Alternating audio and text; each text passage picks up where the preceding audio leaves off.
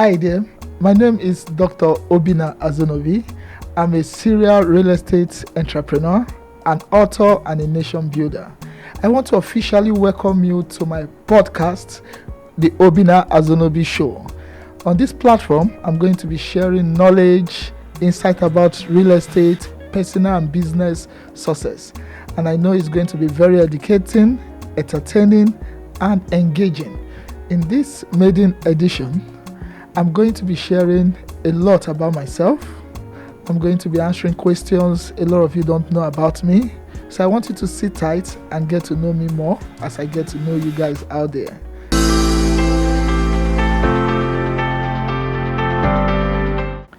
Dr. Obinna is the first son of a family of 6. Actually the third in my family. I was born in Lagos. I did my primary, secondary school in Lagos. I went to Futo where I studied mechanical engineering. I served in Gombe.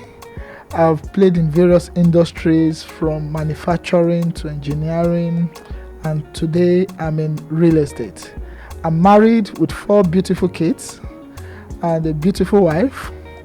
I love to read.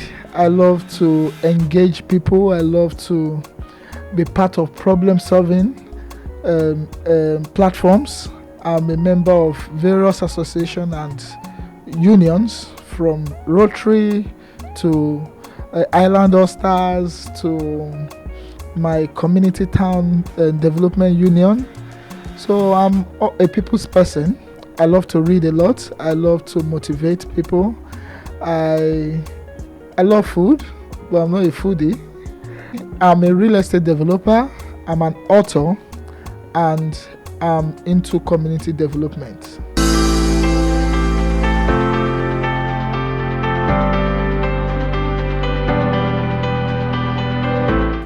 I started my real estate journey from Avenues to Wealth. It's a network platform, and real estate is part of their product. Way back as of 2012, I was with them. I now became part of Realty Point Limited, where I was a very committed and hardworking realtor. From there, I moved to various organizations where I was also an independent sales consultant. In 2015, I joined Pazino Engineering and Construction Company, where I was the founder of the Pazino Business Network and the sales and marketing director, where I worked for about 3 years. I did so well with them, expanded the company from about 3-4 estates to over 21 estates, built my network, and in 2018 I started Realty Pros. And since then, the story has never changed. Today, we've gone into construction. We've expanded our estate from Lagos to Abuja, Port Harcourt to Owerri, and we're also expanding to other branches. So the journey is still in process.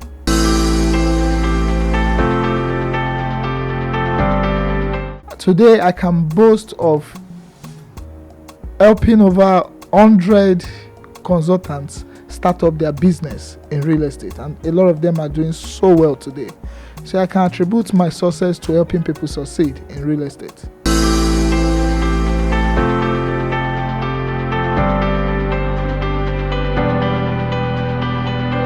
I don't see anything as failure. I see things as lessons. But in this industry, or in any industry you find yourself, not everybody you help will eventually come back to give you the glory or to recommend or show appreciation. And it's also in the Bible. So there are some big brands today, you'll be amazed that I'm actually behind their success story. But in Nigeria, I don't know, in Africa, we tend not to promote our source.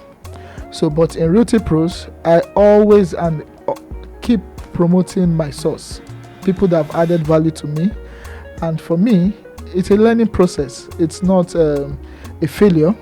So I learned from it, and I know that anything I want to do, I do not expect any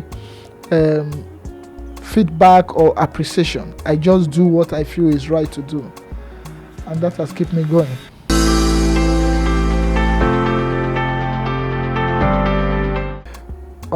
One of the major behind the scenes a lot of people don't see are the challenges we face in the industry.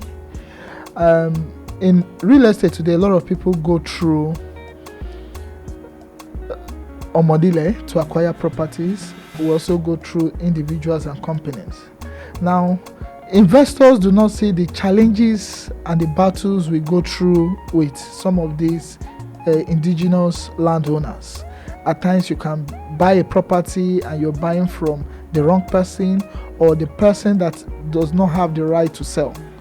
So that makes you lose some money or lose time in order to resolve. So, but the client feels you have an estate, everything is smooth, so there's no problem. But we have a lot of challenges. And today, if you go visit any police station or you visit the court, you find out that 80% are always land issues. So, but we don't bring this to the front light because we've actually told them from beginning that we're taking away the omonile problem.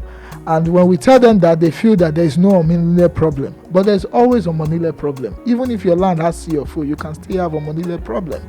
So these problems are there, and we want to make sure that our clients understand that we're doing a lot behind the scene to acquire this property, to develop this property, to maintain, sustain, and manage this property over time.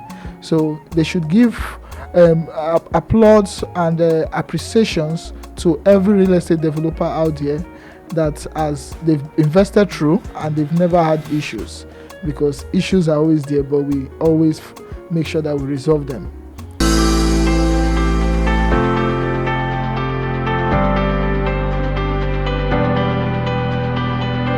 I got my doctorate through the University of Dewa in USA, through their affiliate in Unilag, and my doctorate is on business administration. So that was how I got my doctorate.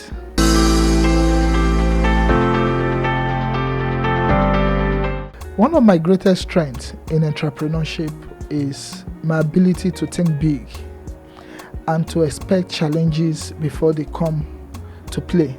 So I'm always prepared. I don't allow problems to overwhelm me. I can be in a very difficult challenges and I'm always smiling. And people out there will not know. Now, I always make sure that every words that come out from my mouth are positive. Even if it's challenging, I keep it positive. Why? Because I've learned over time that negative things that happens to you today, in the long run becomes something positive. There are certain positive things that will happen to you today, over a long time become something negative. So I have this emotional control about things that happen around me. I'm not too emotional and tied to money. I look at values first. I look at how to impact. I look at how to improve. I do not focus more on the cash, on the money mentality. And today, a lot of people, that is the mistake they make. They look at the money, they don't look at the problem they are solving, they don't look at how they want to add value. It's all about money, money, money. And once the money is not there, they become very frustrated. And before you know, they want to change their business. So for me, I remain 100% positive, 100% focused. I prepare for challenges before they come. I plan ahead. I'm always building people along the way. I don't like going on a journey alone.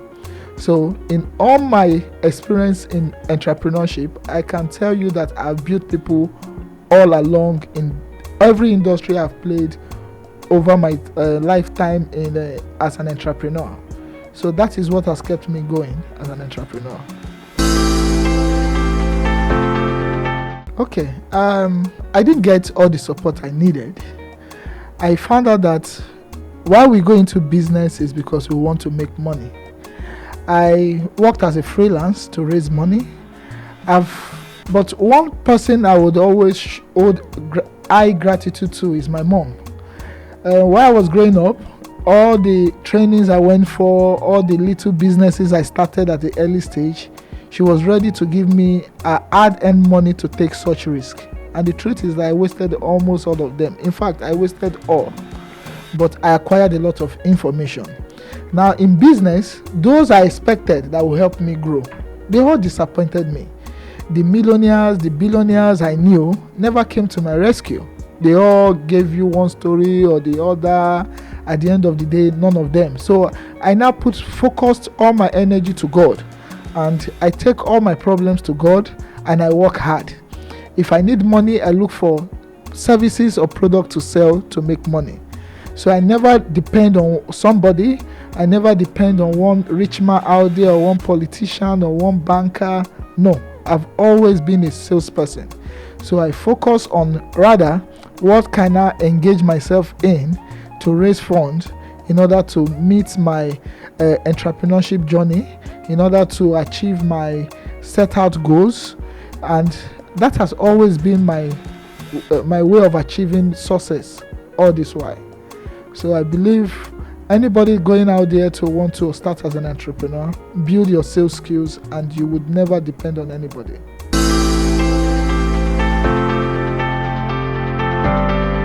My greatest resource are books. I read a lot. When I set out to become an entrepreneur, I invested heavily in reading. I read everything I could read in business, about money, about wealth, about sales, about marketing, about emotional intelligence, negotiation, leadership, business accounting, business law. So I was a bookworm, let me put it that way. So I understood that in order to avoid mistake, I need to invest more into studies. So if you come to me today and say, Obi, I want you to invest in agriculture, maybe fish farming, the first thing I want to do is what? Research about fish farming, read all I can, all materials I can get about fish farming. And anytime I'm not going into such business, I'm not going in as a novice. And that is one. Secondly, I look for the industry I'm about going into, and I look for a way to serve. Even if it's for free. I've worked for free in the manufacturing industry. I've worked for free in the IT industry. I've worked for free in the real estate industry. So any industry I have interest in, if it's agriculture, I look for a good establishment that are doing what I want to do. I approach them. I find a way to work with them, even if as a sales or as an intel, just to acquire information and knowledge over time before I venture into it. So two things have helped me: the books I've read and my ability to even work within the industry for free. My number one most influential person is my mom. My second most influential person is my uncle, Chief Sebastian Azonobi. He had a factory. He gave me the opportunity to work with him. I learned humility, I learned leadership, I learned management from him. I learned what other people in better or bigger than him, industrialists, could not give me an opportunity to learn. And the third person I would say I've learned so much is my mentor, Mr. Debo Adejana. Is the CEO of Realty Point Limited. I learned a lot about real estate from him. I went to School of Estates in his establishment. I've worked with him. I've sold for him. I've done so many things. So he's an archive, and is a strong industry player when it comes to real estate. So he's one of my mentors, and I hold my success to his wealth of experience in real estate.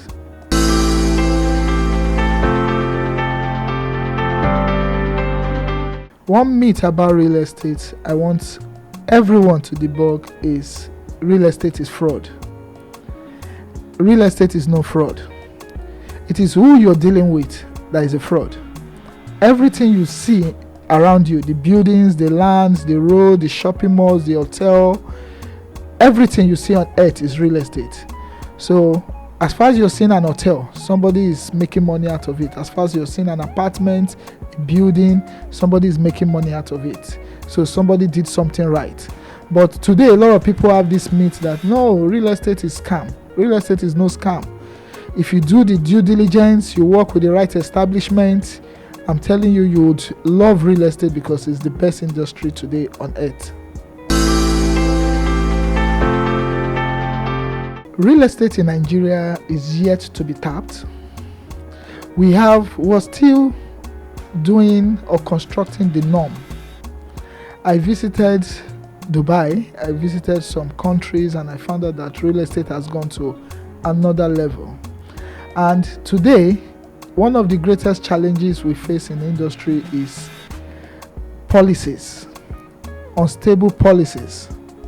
Now, I would want to encourage the government to be able to make real estate more flexible, more reliable, that even investors like us can plan long term and avoid falling prey for families that own lands.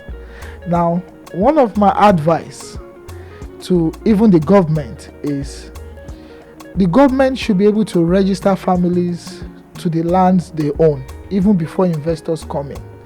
So on my own, I can be able to go to the government and be able to identify and know which family owns what land, as far as even having their pictures in their database, because we've had challenges where group of people can clone or disguise as family members. These are even old people. So we have a lot of people falling victim in this industry.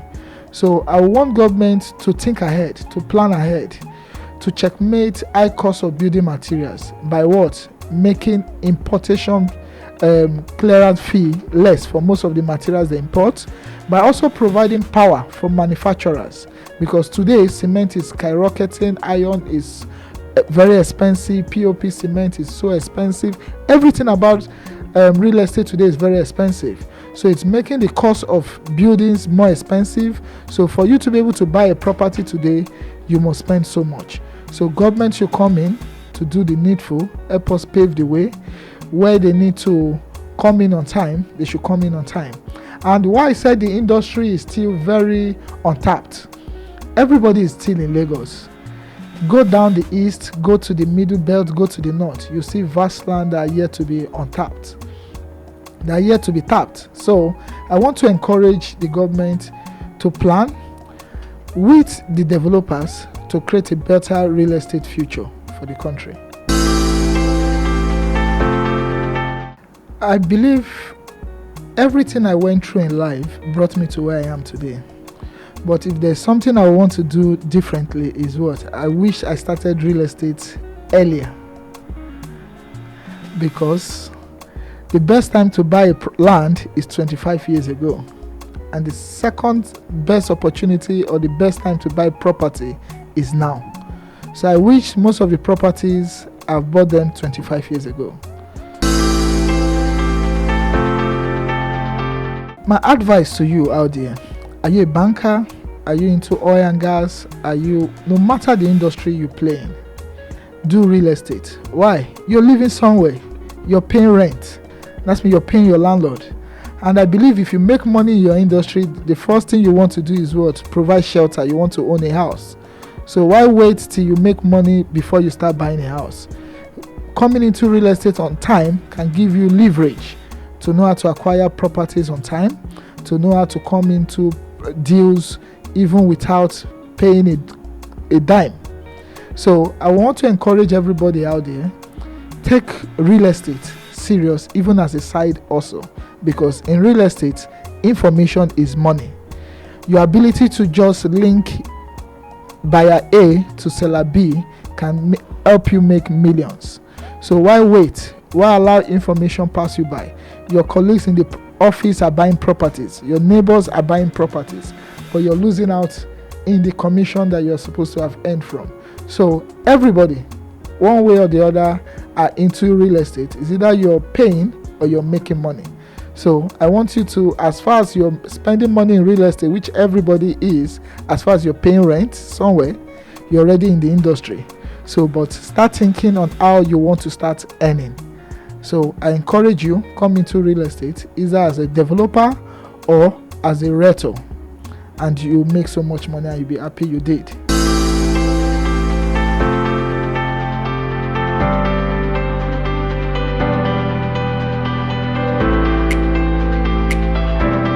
I believe you enjoyed this podcast. It was very engaging, I believe, and we've learned so much. I've been able to share my life with you, and I would love you to comment, ask questions on my handles, follow me if you're not following me, and share this information with somebody, your friend, your colleagues, your neighbors, somebody out there, and you'll be doing good to them. So thank you, and see you in the next episode.